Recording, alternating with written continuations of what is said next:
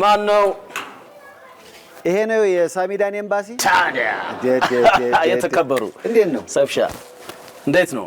እኔ የምልህ ቤት ነው መስሪያ ቤት? ወደ ላይ ተለጠጣር ምንድነው? ወደ ጎን ከምንሰፋ ወደ ላይ ለከዘፈኑ ራሱ ይሄ ነው። ወልካም ሰብሻ። በጣም ያምራል። ሰብዬ እንዴት ነው? ሁሉ ጥሩ? ያው እንግዲህ ዛሬ ሩፍታፕን ላስጎበኘ ነው። አዎ እዚሁ ነው የምትኖረው? እዚሁም ነው የምትሰራው? አዎ።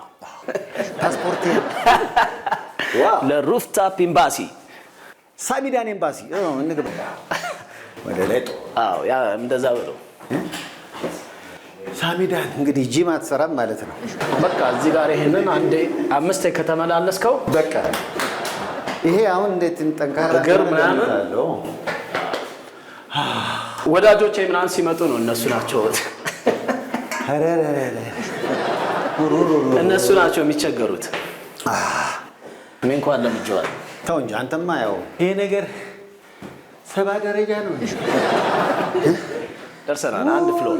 አንድ ፍሎር ብቻ ነው። ግን አንድ አዲስ እንግዶች ሲመጡ ዱላ አንድ ላይ ያኔማ በቃ ወደ እንትን ነው ወደ ቪላ ምናምን መቀየር አለብን አይደል? ደስ ይላል። ግን ሄው ነው ታላቁ ሩጃ በደረጃ በጣም ነው የሚያምረው። ያ ስቱዲዮ እዛ ጋር ነው። ስቱዲዮ በዚህ ጋር አለ። ታች ቤት ነው።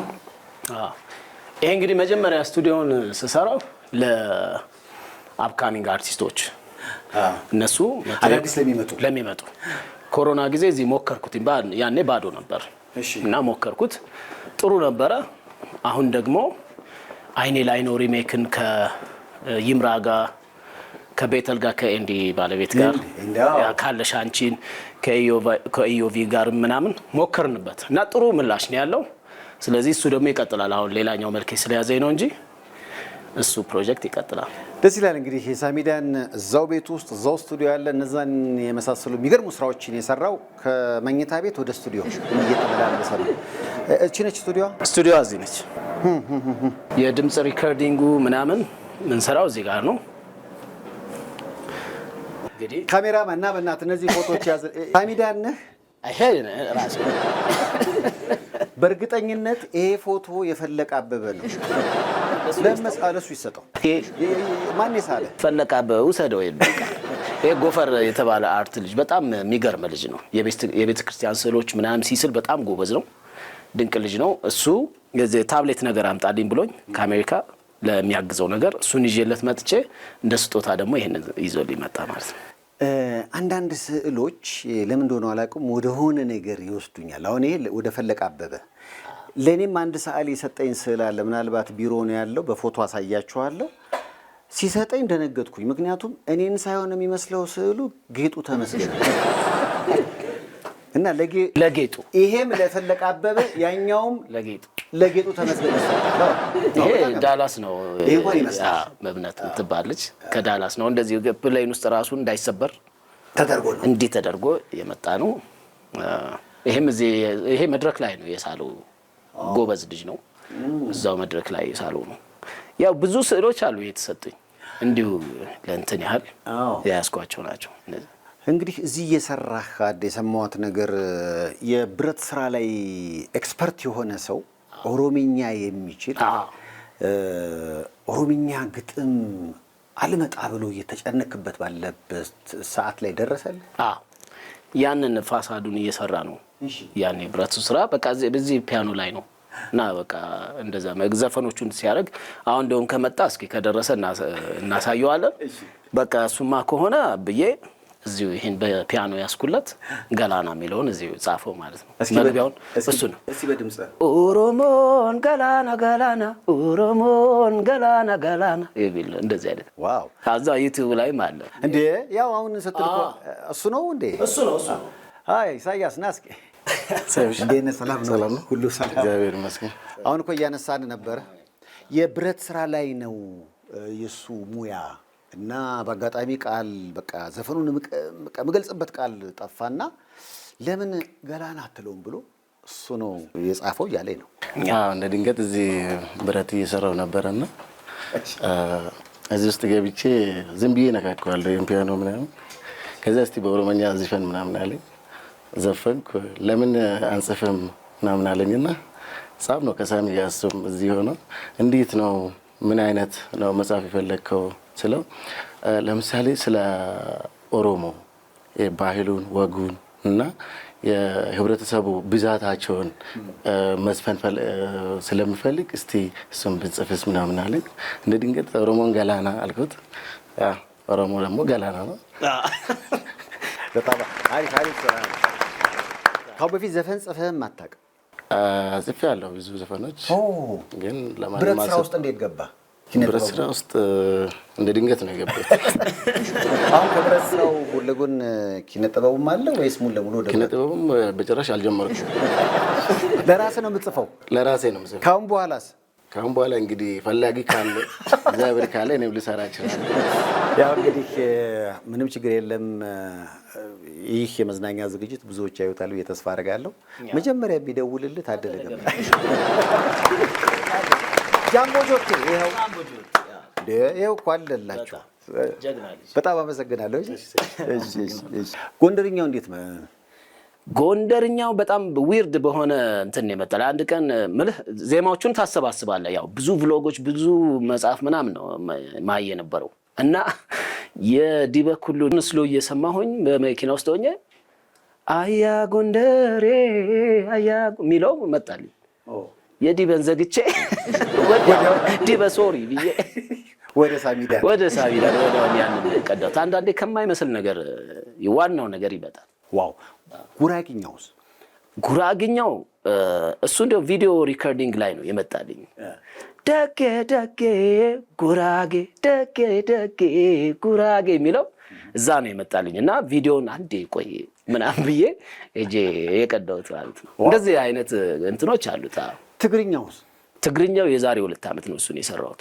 እሱ ገና ጦርነቱ ከመጀመሩ በፊት ነው የሰራሁት እና ታች ነው እዚህኛው ሳይሆን ታችኛው ፍሎር ላይ እንዲሁ ሳምፕል መቀዳበት ስቱዲዮ ነበር እና እዛ ልክ ያኔ ጦርነቱ ሊጀመር ሲል የመልስ ምት ምናምን አልነበረ ብዙ የሚያስጨንቅ ነበረ እና እሱ ላይ ኧረ ይሄ ነገር ወዴት ነው ምናምን ብዬ ጻፍኩት። ጻዳይም ማለት ነው እና ለአማን ማዕረዬ ምናምን አላኩለት። ከዛ ይሄማ ቶሎ ይሰራ ያው እሱም ሁሉም ሰው ያው ተጨንቆ ነበር። ከዛ እንትን አቀናባሪ ያለ እዛ መቀለ ብሎ ላከልኝ ናቲ የሚባለች። ከሱ ጋር እየተነጋገርን በ3ኛው ሳምንት ጦርነቱ ፈነዳ። ከዛ አሁንማ በቃ አለ ናሬሽኑም ተቀየረ፣ ሁኔታውም ተቀየረ። ከዛ በኋላ አሁን ደግሞ እንደገና በአሁን ባለው ስሜት ትግራይም በጎበኘውበት አድርጌ እንደገና ጻፍኩት። ራሱ ግን ያ ናቲ የሚባለው ልጅ እዚህ ስቱዲዮ መጥቶ ቤዙን ተቀዳው እና በኋላ ላይ ነው የነገረኝ እንደ ዘፈኑ እየተቀዳ ይሄ ዘፈንማ አውቀዋለሁ የት ነው የምታውቀው ስለው ያኔ እኮ እንዳቀናብረው ልካችሁልኝ ነበር አለ። በጣም አሪፍ አልኩኝ። አሁን ዛሬ በክላር የምንጮተው ሻባይ እሱ ደግሞ ፍሉቱን የተወሰኑ አንዳንድ ነገሮችን ያስተካከለው እሱ ነው። እዚሁ ስቱዲዮ መጥቶ ክራር እየተቀዳ ሙሉ ባንዱ ነው የተቀዳው አክቹሊ የነሻባይ ባንድ። ስለዚህ በኋላ ላይ እንግዲህ ትግርኛውን ስልት በሳሚዳን ዩቲዩብ ቻናል የተለቀቀውን እዚህ ላይቭ በክራር ሳሚዳን ያቀርበዋል። እንዳለ ያለው ክሩ ከኋላ በደንብ በጣም ደስ ብሏቸዋል። ሳሚ በጣም እንግዲህ ያው ሩፍታፕን እየጎበኘን ነው። እዚህም ላይ ሆኖ የተለያዩ ሙዚቃ ስራዎችም እየተቀረጸ በዩቲዩብ ይለቀቃል የወጣቶቹ። ከዚህም በኋላ ደግሞ በጣም አሁን የሩፍታፕ አቀባቡ ነጭ ቀብቻለሁ፣ እዛ ጋር ደግሞ ጥቁር ቀብቻለሁ። ምንድነው ነጭ ጥቁር አረኩና በመሃል ግን ግሬ ደግሞ አደረኩት። ምንድነው ብዙ ጊዜ እኛ ሀገር ወይ ነጭ ነው ወይ ጥቁር ነው ህይወት ጥግ አመለካከታችን ላይ አንድ ነገር ስትደግፍም ምንም ስትቃወምም ጥግና ጥግ የሚያዝ ነገር አለ። መሃል ግን ግሬ የሚባል ነገር አለ ተቀላቅሎ ነጭና ጥቁር መሃል ላይ የሚያስታርቅ ነገር። እሱን ነው መለማመድ ያለብን። መሃል ላይ ያለን ሐሳብ ሁለቱን ደግሞ የሚያስታርቅልን የሚወጥር አይ በዚህም እኮ ያለው ነገር ልክ ነው ግን በዚህ ደግሞ ቢሆን የሚለው እና መፍረድ ላይ ትንሽ ስለምንቸኩል። አሁን እዚህ ቤት ውስጥ በጣም የምትኮራበት ቁስህ ምንድን ነው? እዚህ ህይወት አለኝ። ያው እዚህ ቤት ውስጥ በቃ በጣም ሰላማዊ ህይወት አለኝ። በቃ እኔ ከዓለም ተነጥዬ የራሴን ዓለም የማገኝበት የምደሰትበት እዚህ በቃ አንዳንዴ ከ2 ቀን 3 ቀን ምንም ውጪውን ሳላየው እንትን ላደርግ እችላለሁ። ምክንያቱም ውጩና ላይም ስትል እኮ እዚህም ጋር ታዲያ ያዝ ሰይፍሻ ኧረ ሳሚ ዳ ሳሚ እዚህ ጋርም ጠጠር ሳሚ ዳን ጠጠር ያለም ደግሞ እዚህ ጋር አለ። ጥሩ ነው እንደዚህ። ስለዚህ በጣም እንትን ነው በጣም እዚሁ ጠዋት ደግሞ ተርፈሃል። ተርፌያለሁ። እሺ ታደለ ሮባ ሲሰራ ሰላም ሲል እሱ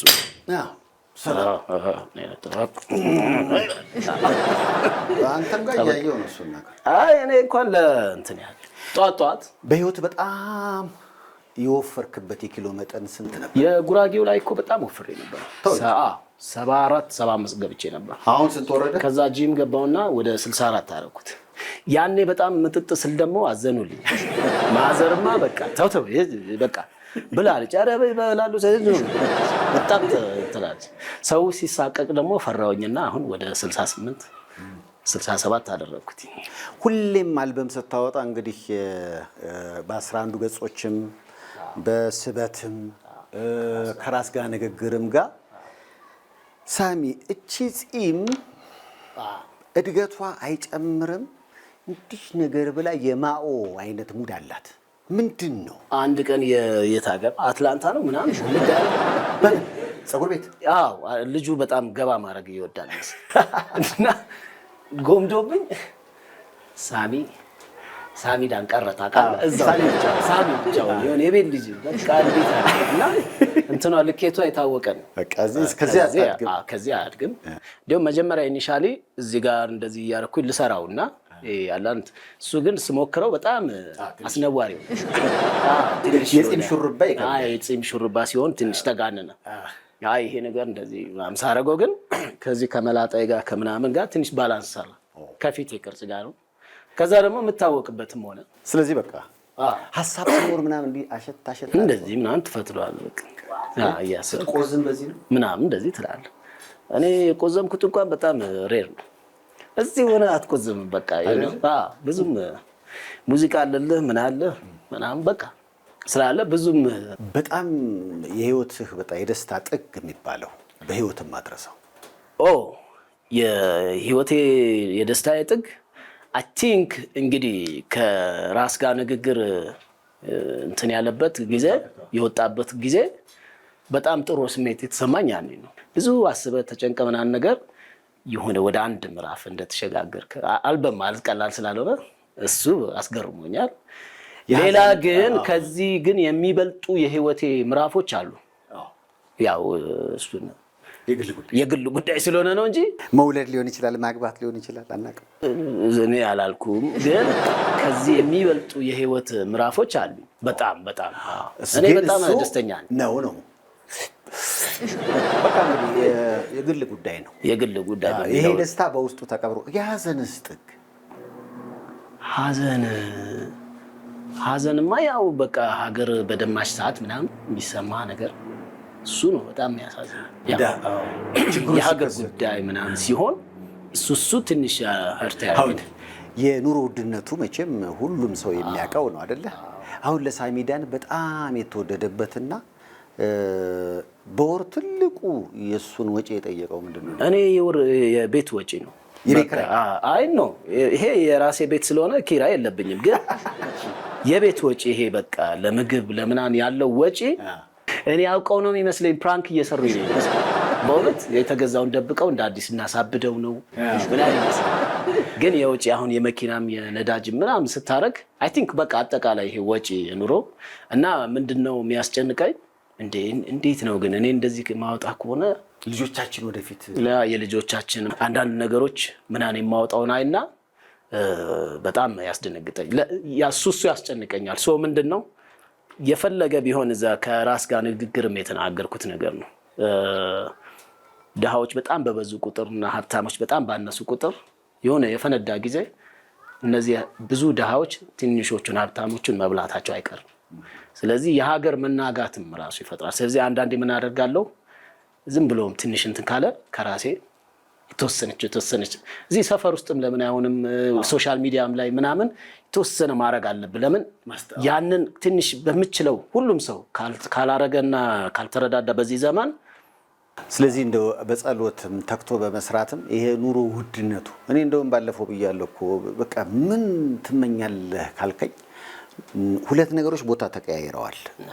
ኑሮ መርከስ ሲገባው ተወደደ፣ ሰው ደግሞ መወደድ ሲገባው ረከሰ እና ሁለቱ ቦታ የተቀያየሩ ቀን አቤት አቤት ያን ተመኙ ካሜራማን ራሱ ያቀደቀለ ነው ማድረግ እንችላለን። እና ብዙ ጊዜ እኔም እጠይቃለሁ እና ስለ ኢኮኖሚ በየቀኑ መወራት ያለበት ይመስለኛል። እውቀት ያላቸው ሰዎች ምናምን ወደፊት እየመጡ ይህንን ነገር በየቀኑ ብናወራና አፕዴት ብንደራረግ ምናምን የሆነ ለውጥ ሊመጣ ይችላል ብዬ አስባለሁ። የደስታውን ቀን ያምጣልን።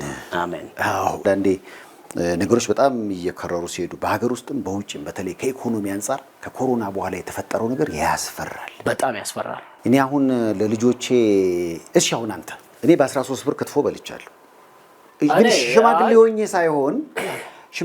ሳይሆን ይሄ የ20 ዓመት ታሽ እኔ እንግዲህ አሁን እኔ በ4ኛ ክፍልና 5ኛ ክፍል እያለሁ እንድለማመድ ተብሎ አባቴ ገራጅ አስገብቶኝ ነበር እና ምግብ ያሁን የቃተኛ የነሱ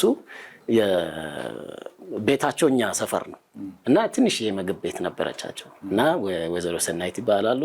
እሷ ያኔ ጥብስ 8 ብር ነው እነሱ ጋር፣ ይሄ በየአይነቱ ምናምን 2 ብር ነው የነበረው። በቃ የሰፈሩ ፖፑላር የነበረ። አሁን ይሄንን ስንናገር ከስርም እንደሚባል ታውቃለህ እንዴ? በ8 ብር ጥብስ በላችሁ፣ ኧረ እንደ ቦታ ልቀቁ እየሞታችሁ። ኖ እሱማ ሜክሲኮ ደግሞ እናት ጓዳ አለ 6 ብር ነበር። እናት ጓዳ የሚረሳ ያለ አይመስለኝም። እና በመረቃቸው እንትን ነው የነሱ በጣም ለየት የሚያደርገው የነበረው ስትወጣ ነው የምትከፍለው እና ስንት በልታል ሲለ 5ም 6ም ብትበላ 3ም ካልክ በቃ አንተ ህሊና ብቻ ነው እና ዝም ብላችሁ ጨምሩለት ነው። እና እንደዚህ አይነትም ደግ ዘመንም ነበረው። ይሄን ደግ ዘመን እንመኘው ተባብለናል። ከሳሚዳንን ቤት ጎብኝተናል። ጥሩ መስተንግዶ አጋጥሞናል። ሩፍታፕ ላይ ነው ያለነው። ፒስ ኤንድ ላቭ አለ፣ ሩፍታፕ ሚውዚክ አለ። አሁን ለስንብት የዜማ ግብዣውን ሳሚዳን ያቀርብልናል። በአዳዲስ ስራዎቹ ተደሰቱለት። ኢትዮጵያን በሙዚቃ ስራዎቹ ያስጎበኛችኋል። ሁሉንም እኩል ያለውን ቱባ ባህል ነው የሚያሳያችሁ።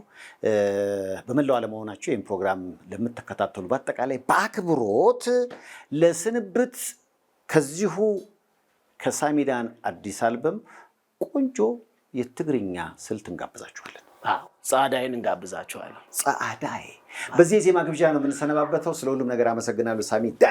ሰይፍሻ ቤት ስለመጣ ደስ ብሎኛል። ከመልእክቶች በኋላ በቀጥታ ወደ ዜማው ሰይፉ በኢቢኤስ